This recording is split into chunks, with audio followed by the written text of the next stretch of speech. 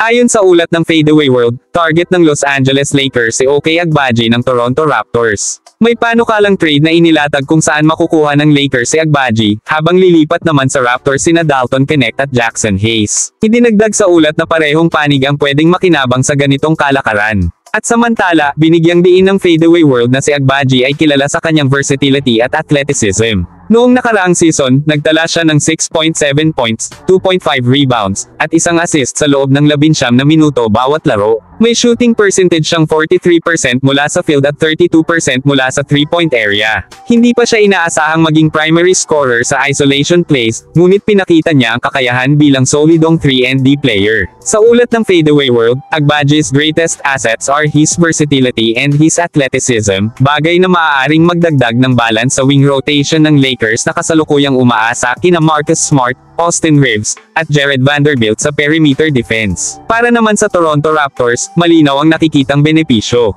Si Dalton Knecht, isang rookie sharpshooter, ay nag-average ng 21.7 points per game sa college at halos 39% mula sa 3-point range. Ang Toronto ay nagtala ng 35% 3-point shooting bilang koponan noong nakaraang NBA season, kung saan nagtapos sila na May 25th, 57 record o 30% winning percentage. Ang pagpasok ni Knecht ay maaaring magbigay ng instant shooting at floor spacing.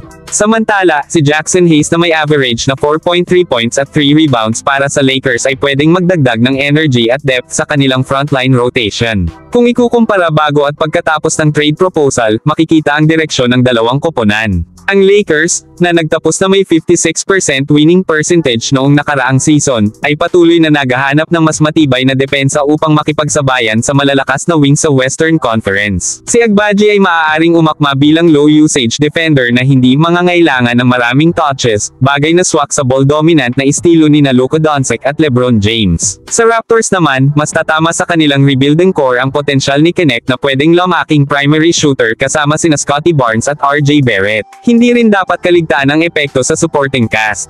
Kapag nawala si Hayes, mas lalong lalaki ang papel ni Jared Vanderbilt at DeAndre Ayton sa ilalim ng paint para sa Lakers. Posibleng bumaba ang minuto ni Marcus Smart kapag pumasok si Agbaji sa rotation. Para naman sa Raptors, si Knecht ay makakakuha ng mas malaking oportunidad bilang floor spacer, habang si Hayes ay pwedeng i-develop bilang backup big man na magbibigay ng energy off the bench. Sa kabuuan, ayon sa Fadeaway World, ang trade na ito ay maituturing na win-win. Ang Lakers ay makakakuha ng athletic wing defender na pwedeng magdagdag sa kanilang depensa, samantalang ang Raptors ay makakakuha ng isang batang scorer at isang center na makakadagdag sa bench depth. Gayunpaman, nakasalalay pa rin ang lahat sa front office ng Lakers kung handa silang isuko ang long-term potential ni Knecht kapalit ng mas immediate na kontribusyon ni Agbaji. Sa ngayon, ito ay isang trade scenario na lohikal para sa parehong koponan, ngunit hindi pa rin sigurado kung ito ang magiging hakbang na makakapagpabago sa kanilang kapalaran sa darating na season. I-comment na lang nyo ang inyong opinion kung may time po kayo at huwag po kalimutan mag-like at mag-subscribe sa channel para sa latest Lakers update. Maraming salamat po.